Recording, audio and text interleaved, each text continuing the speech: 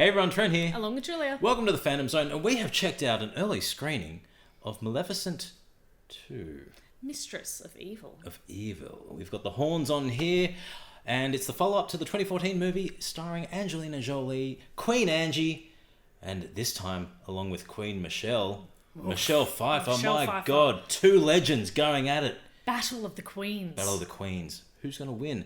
Overall, I freaking loved this movie. This is probably one of the best live-action Disney films. The best. Ever. The best live action they've done. Yep. Maleficent 1 held the title for me previously. Oh, this same one for me. this one is leaps and bounds better than that one. What is great about this, we get an original story. Mm-hmm. We get Michelle Pfeiffer going head to head with Angie. And we get some really great world building. The world building and the lore exploration in this is just fantastic. Yeah. And it's hard not to go into any more detail without it being spoiled. Yeah, but it's just awesome. It is. It focuses a lot. And for something entitled Maleficent, there is not actually... She's not the forefront of the movie. No. Building the world around her, seeing the motives of different characters, and seeing all the characters play off one another, it is very much a Disney-fied kind of Game of Thrones element. Yes. And it even had vibes of Harry Potter and Lord of the Rings to me with what they were actually building, the music that was going on. You had that really big fantasy vibe.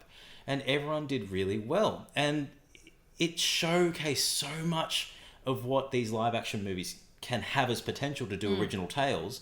We had Maleficent, which was virtually a retelling but tweaked of Sleeping Beauty, with, you know, extra details to give depth to Maleficent.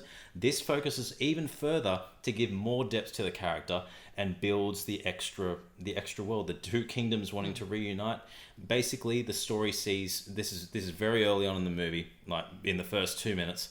The whole premise is set up by the marriage of Elle Fanning's Aurora and Prince Phillip. Yes, the young, naive, youthful, charming naivety of Prince Phillip the dummy. He's not that. He's a cute dummy. He has his moments. He has his defining strong moments. Yes. But that sets up the premise, and we go along from there. It's a fun ride. A lot of the story is quite obvious, and it's very predictable in where it's going. But what I loved about, even though it does have that predictability to it, there was still that little twist and turns that were still quite surprising by it. It was a fun journey to go on. Yes. And that was made, and this is purely by Michelle Pfeiffer and Angie having the banter and wit with one another. But not even that, even when they weren't, because they only had minimal screen time together. It was the development of their both characters and how it affected each other, even though they weren't in the same room, I found. Yeah. So the development of Pfeiffer's character, that queen, amazing. Yeah. Like the detail that they went into in such a short time that it didn't feel crammed down your throat. It developed, it built, and you really got to see this character and her motives. It was great. And there was motives for all characters. Motives with Prince Phillip, motives for the king. King John. Yeah.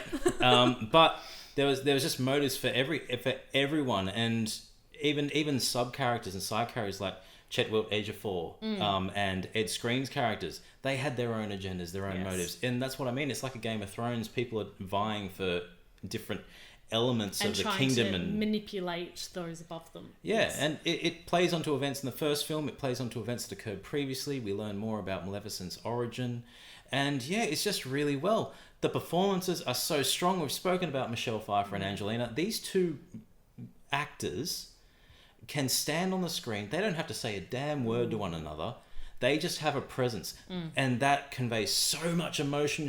It just tells the story with them on there. And it sounds like I'm being over the top with it, but I can't understate that enough. They just stand there. You cannot teach having that presence. No. At all. Definitely not. You get them on screen. Angie has that look. She doesn't even have to really act in this role, and that's why Maleficent's really suited for her. It's just the permanent scowl, almost, but not. A lot of traits reminded me about you. Yeah. But then you have Michelle Pfeiffer, who has that same moment, but she has a lot more stronger, assertive moments and powerful moments. Then you have it contrasted with Elle Fanning's Aurora, who starts off very... I thought it was going to go very princessy, but she is not at all the stereotype of what a Disney princess used to be. No. She has her own powerful moments, and she this is one of the best I've actually seen her act in any movie, and it's great. Going on to the music element of this, music, I okay. always find, especially with a good movie, that you don't tend to notice the music as much, in the sense of it's not jarring, it's not in your face. This had this brilliant orchestral build-up in moments that were key, and it really took you along for the ride. Yeah. And it wasn't evasive, it wasn't in your face, it was just matching perfectly. Yeah, actually, there were moments that had a Danny Elfman Batman feel to it for me. I was like, ooh, I like this. Yeah, but you didn't really notice it. It aided the moments that were happening, and there were some very intense, epic moments, some very epic battles. This is a brutal movie for a Disney movie. This is not for kids. This is much more directed at adults, which is good, because I feel that's where the live action should be going. Aimed at, yes. Have some maybe for younger audiences, but a lot of the live actions that we are seeing are a lot darker, and they are aimed at the older crowd who grew up with the originals. I think if they're doing these original tales or following on in sequels to established stories, aim for that market, go deeper. There's blood in this. There's a lot of fantasy death for a Disney movie. For a Disney movie, there's a lot of fantasy death that brought a lot of tears to my eyes. Yeah, it's a very emotional ride. It's an investing ride. You invest with the characters, even though some of them are from the first movie, and even though they may just be fae folk, they may be just run-of-the-mill human characters. Regardless of what's going on, you feel for these characters, and that's something that's very difficult to do in a movie, is connect. Especially a movie such as this. It can be hard to connect with a wide array of characters, especially when one's being perceived as a villain, another one's being perceived as a hero, and they swap and change in between, whatever. But I like that a lot. The thing that got me the most that I enjoyed was the costuming. The costuming, thank God that you're going to talk about it. This is fantastic. Yeah, beautiful. Absolutely beautiful designs. Just Angelina Jolie, so the Maleficent, how many costume changes she had, each meticulously detailed into the horn detail or the headdress detail or the minimal detail of what she was wearing in one of the scenes. Yeah, and you take note. You look at the more you look at it, the more you notice. Like it took me a while to realize that at one point she had bird skulls. The bird skulls as around a necklace. her collar.